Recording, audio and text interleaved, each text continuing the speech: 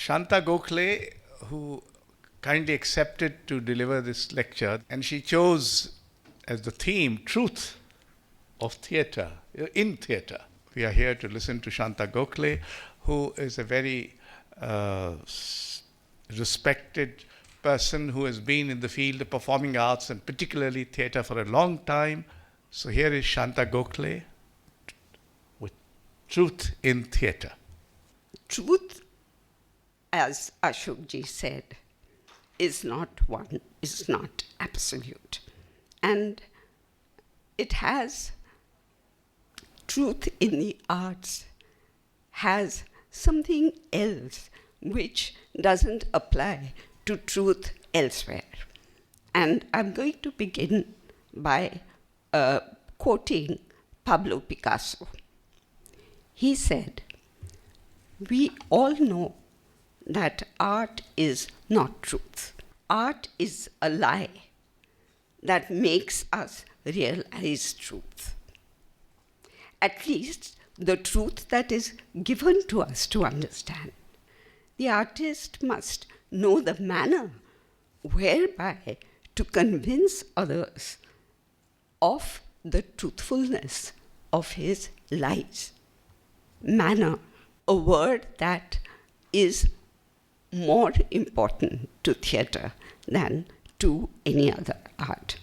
Painting can be abstract, and the concrete part of it is the material, the medium. Music, most definitely, is abstract. Theatre can never be, because at the very base of theatre is the human body. And the human body is both centrifugal, centripetal in theatre. It's absolutely the center. In theatre, the script, that is words, music, scenery, which allows free movement for the actor, lighting that molds the space. All these have to come together, and only then can a cohesive experience of truth be given to the audience. To begin is to look at two ends of the work of Habib Tanveer, in whose memory we hold this evening's lecture. Habib Tanveer arrived at what we know as quintessentially his theatre by a process of unlearning and learning. He had to unlearn all the influences that he had gathered in Rada, in Europe, in the Bristol Oat Wig. He put aside those influences when he decided to direct Mitti Ki Gadi, in which he used Chhattisgarhi actors. That was his first learning experience, because what he did was to make his Chhattisgarhi actors speak Hindi. Their own tongue, much sweeter, to which they were used, was pushed back. And what they then delivered was a very stilted form of Hindi. It didn't come naturally to them. The second thing was blocking. It is the method by which a play is constructed. When he tried doing this with his actors, they became stiff. They weren't used to being told, stand here, move there, do this, and do that. So he found that the speech was tilted and the movement was stiff. And he began to think about these problems. How to achieve fluidity, which would constitute the theatre that he was trying to make. And then he decided, okay, let them use their language. The fear was that the audience wouldn't understand it. But there was also a parallel thought that ultimately theatre is not just verbal language. It's many more languages. And somehow, even when an audience doesn't know the language, it understands the play. So he went with this gut feeling to let his actors speak Chhattisgarhi. And the other thing he did was explain a scene to them and tell them, now you work it out, you move, you do what you want. And he would watch. And at some point, the actors would do something which he felt was right. And he would say, okay, now hold on to this, let's freeze this. So the action came from them, and therefore they were able to do it naturally. The speech was theirs, so that allowed them to put life into their expression. And that, with these two learnings, he gave us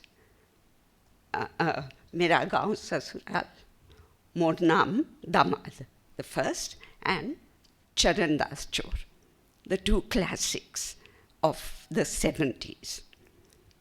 And of course, thereafter, every play that he did using his Chhattisgarhi actors was a refinement on what he had learned.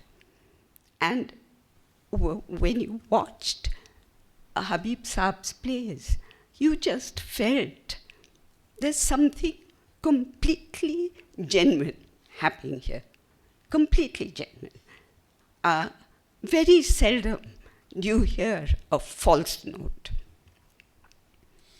Now, let's take the other end of his career, his penultimate play, Zehreeli Hawa. I don't know how many shows it had. I saw the show at Prithvi Festival. It was the last play of his festival. And for the first time, he was using foreign actors. I think they were Canadian. I'm not sure, but I think they were. Because the play was based on a play called Bhopal, written by an Indian-Canadian, Rahul Verma, which he had liked and which he translated and converted into his version. And it was looking back on the Bhopal tragedy. And for Habib Saab, this was an extremely important issue. But there were problems. Because of the foreigners in the cast, the rehearsal process became problematic. They didn't understand each other's language.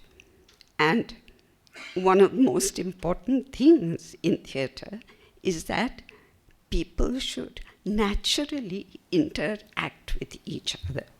There's a dynamics that needs to be created, and that wasn't happening. Secondly, because of these foreign people, he had to, in some way, return to the Western form of blocking, because they weren't used to just moving freely and being told, okay, this is the right movement. So once again, with this last but one play, he went back and unlearned the learnings of all the intermediate years. And instantly, the play came through with a whole lot of false notes. There was no truth of culture, no truth of voice, no truth of language, and no truth of movement. So within a span of 25 or 30 years, there was something at the beginning and something totally different at the end. Tendulkar was a master of realism. This story could not be told in the realistic mode, because in realism, as he always maintained, you have to give characters their freedom. You can't control them. You listen, as he had often said.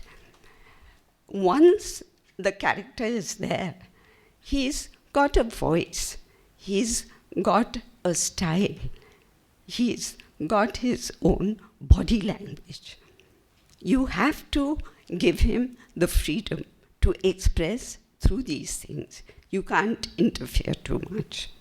Now, the point about Zehreeli Hawa, and the problem which he would have faced with Ghashiram Kotwal, was that he wanted to say something. He wanted to say, this was villainy. This was the result.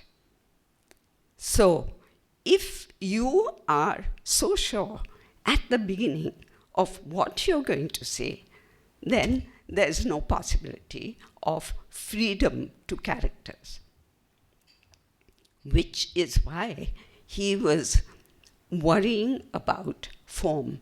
In what form can he cast this story so that the certainties that he wants to posit do not come through as untrue. I'll use that word. There's a folk form of song and story, which is practiced in the Konkan, west coast of Maharashtra. It is called Naman Khede. And it's a male performing art. And these people come down to Bombay, where the community, Konkanis, is strewn across, no longer. Now it's all concrete. But in those days, it used to be coconut groves. They were called wadis. And in those wadis were little cottages where these people lived.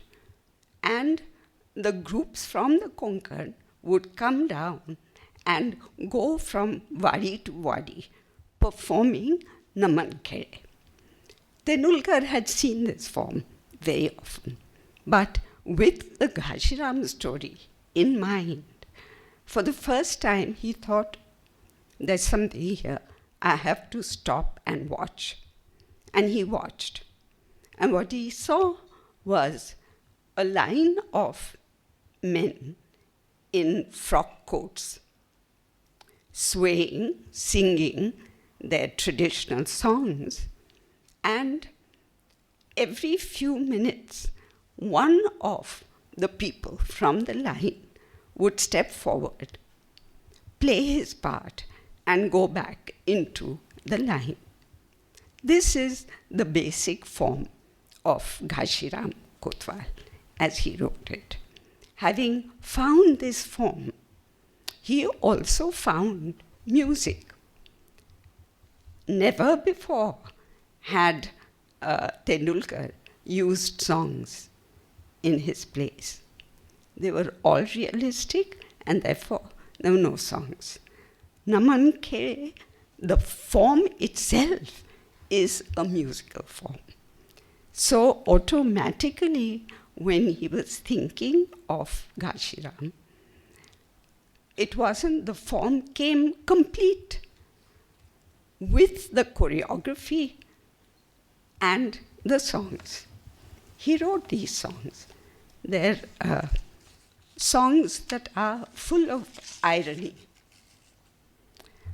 For many of us who heard that music in that play, we just saw how beautifully Chandavarkar had underlined the ironies of the play itself, giving it an extra dimension that went beyond words. So there was something of a fallout. Tendulkar never ever felt convinced by Chandavarkar's defense of his music. Asghar Wajat play was done by Habib Saab. There were songs in it. And Wajat said, "What is this? There are two things you've put in. You've put in a comic element and you've put in songs. I don't like what you've done with my play." About the comic element, Habib Saab said, there's a character called the porter in Macbeth. He is a comic character.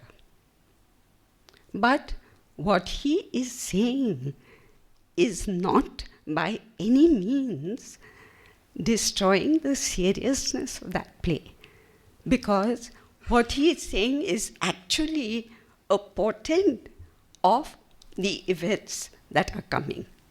So when I use comedy, I'm not using comedy as a kind of comic interlude. It is part of what the play is saying, and so are my songs. Symbols are very dear to writers, to playwrights also, because symbols lift something, supposedly elevate something, which they do. But therefore, you have to have a symbol that rings true. There are many false symbols. They're all over the place, in our literature, in our poetry, in our plays. But once in a while, you come across a symbol that rings true. And as I pointed out with Habib Saab's plays, that whereas one lot is so genuine, so true, and suddenly you get something which is false. Along with symbolism, I personally miss in our plays the truth of silence. Like music, silence can also be extremely eloquent.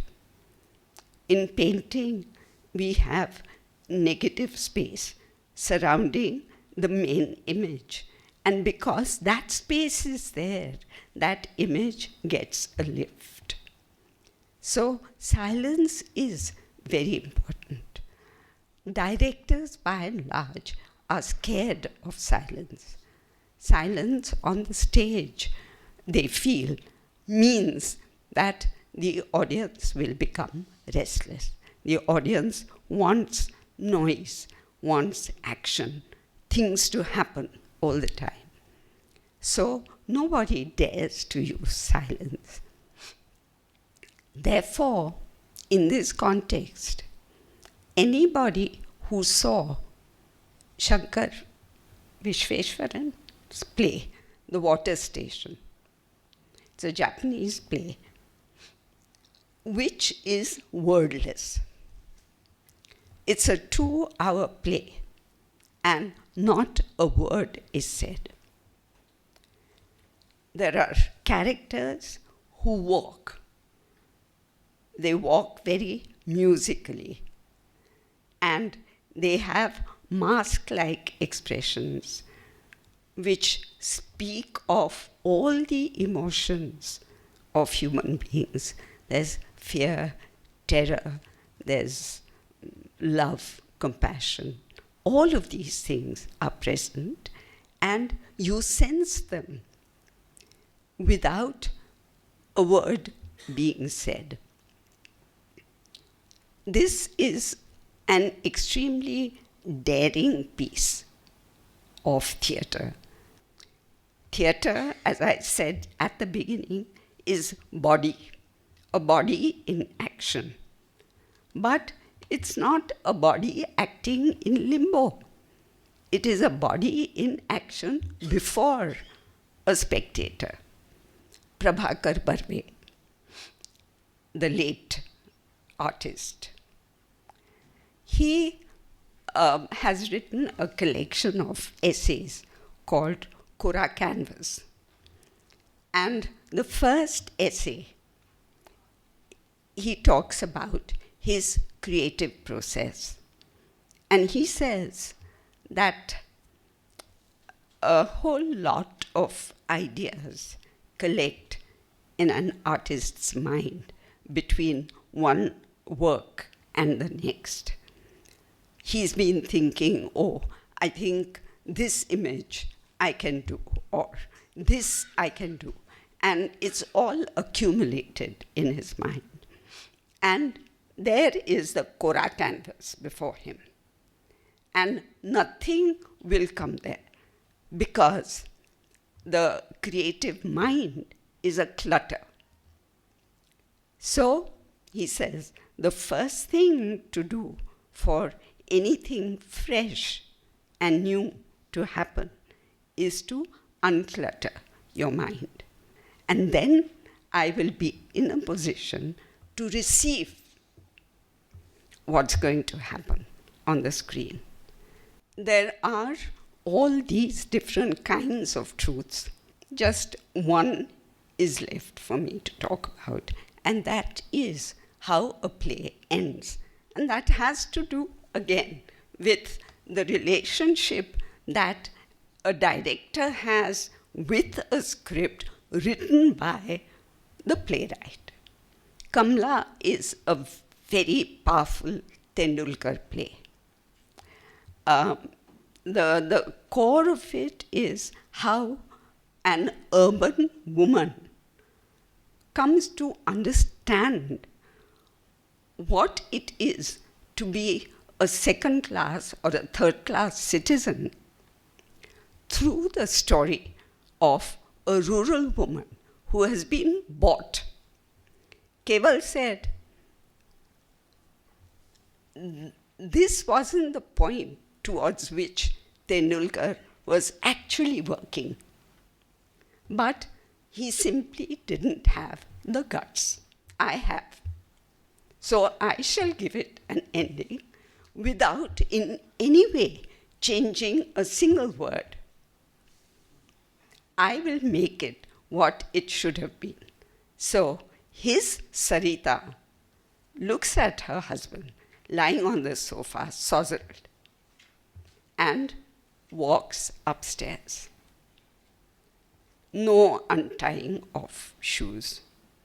And with that single thing, single act, I thought Keval was being completely faithful to Tendulkar's script, and therefore not destroying the truth of that script. In this tussle of being able to find yourself in a play. It is true that you can do a play only if you are convinced. It's not an easy thing to find truth in drama. It isn't at all easy because there are so many elements, and many of them are grossly practical elements which you have to fight against. But any playwright worth his name has said that you have to struggle. That's the only way that you can come to any kind of truth. Not the spiritual truth, where Grotowski did his kind of theater, did it, but it was also a personal spiritual quest, which ended with his just simply going away. Theater and that kind of individual seeker cannot live together. Theater has always to deal with the practical aspects and the very human aspects of the art. And it brings us back, doesn't it, to the Hilsa. The Hilsa, did I tell that story? I didn't. It's a lovely story. Habib Saab. He says that the people of Dhaka say that their Hilsa is sweeter than the Hooghly Hilsa. So Habib Saab says, it's the same fish, same Hilsa. Dhaka people say, no. The Hooghly Hilsa swims with the current. The Dhaka Hilsa swims against the current. That makes it tough and sweet. So ultimately, to find truth, you have to swim against the current. Thank you.